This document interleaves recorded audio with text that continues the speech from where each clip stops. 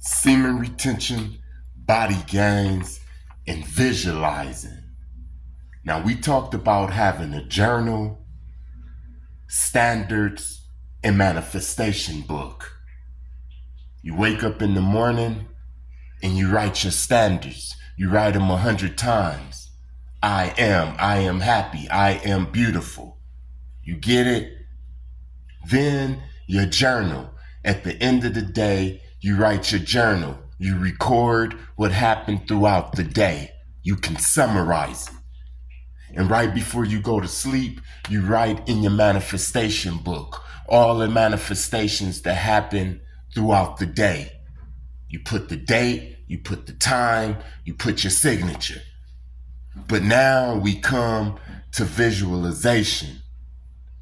You hear what I'm saying? But you can only visualize the things that you experience. Now, it's true. You can imagine a purple elephant. But being that you never seen a purple elephant, you never witnessed the purple elephant, it will only be a thought versus visualizing with experience. Like a sweet potato pie that your grandma used to make on Christmas. If I was to tell you to visualize that sweet potato pie or that pumpkin pie that your grandma used to make, then you would be able to not only see it in your mind, you will be able to taste it. You will be able to think about the first time you ever tasted it, the last time you tasted it, and all of that in between. You see, one of them is a lie. The purple elephant is a lie. You never witnessed that. So there will be no emotion behind that. Versus the sweet potato or pumpkin pie. That is not a lie. You've witnessed that, so it will be easier to manifest that. You will be able to manifest that way quicker than you will be able to manifest seeing a purple elephant. So we're talking about visualizing, but not only visualizing, but visualizing with experience. You need different experiences. If you had $1 million and you only lived in the projects and you only stayed in the projects all your life, the only thing you're going to invest that $1 million in is things that revolve around that project. You can only visualize kilos of cocaine, pounds of weed, lowriders. You understand what I'm saying?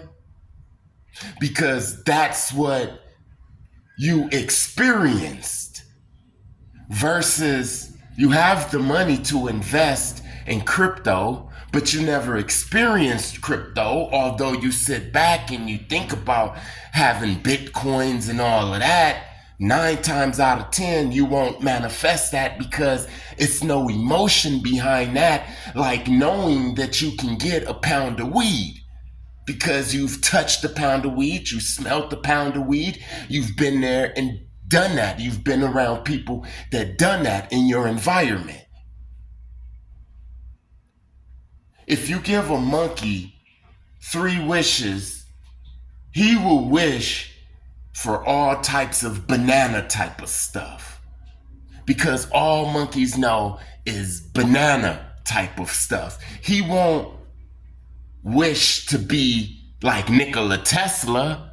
He wouldn't wish to have a skyscraper. I mean, he can wish for anything in a galaxy, but he's going to only manifest that thing that he's experienced. I hope you understand what I'm saying. So this is why people who are successful, who manifest a lot of expensive things, they know this. This is why they go to places like Hawaii and Guam and go to places like Alaska on vacation. You see, these people, they've experienced clean air. They've experienced volcanoes and and waterfalls and exotic flowers and exotic food and exotic people. They've smelled expensive colognes. So when it's time for them to visualize that, it's not a lie. It comes to them. They attract that because it's emotion behind that. Versus a guy who only been in the projects trying to visualize being up in Thailand, up in Cambodia, Angkor Wat. You hear what I'm saying? I remember I used to go to Macy's and just smell the cologne, man. Smell the expensive colognes. I did that so much that now I can get any damn cologne I want. I can manifest that. I can literally smell the smells because I've experienced that. I've experienced so much marijuana, so many pounds and pounds and pounds of marijuana that it's real easy to manifest an ounce. Because when I sit back and I visualize it, I have so many experiences with it that it starts to make me happy. You hear what I'm saying? I'm really feeling happy, and it's not a lie. I can lie to myself and say, hey, inside my mind, I see $1 million. But being that I never really seen $1 million, it's going to be hard for me to bring that into reality like that. But if I be around $1 million stuff, if I go to Beverly Hills, if I be around people who have $1 million, if I touch a Rolex watch and know how it feels and know how the expensive colognes smell and know how the foods taste, if I already know that, then it will be way easier for me to manifest $1 million versus a guy that's just in the projects. Now, don't get me wrong. Just because you live in the projects don't mean that you can't manifest $1 million, because there's people that's in the projects that do all types of hustles and, you know, they sell drugs or whatever they do and they manifest $1 million.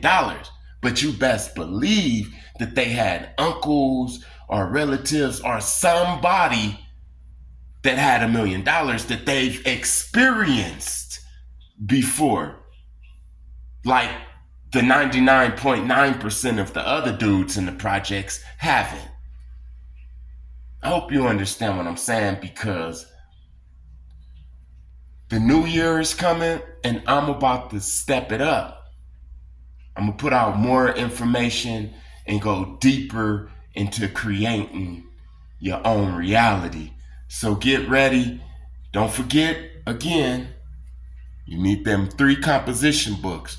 You should buy $200 worth of composition books and $75 worth of pens, so that you can have 1 composition book for your journal, 1 for your standards, and 1 of them is going to be your manifestation book.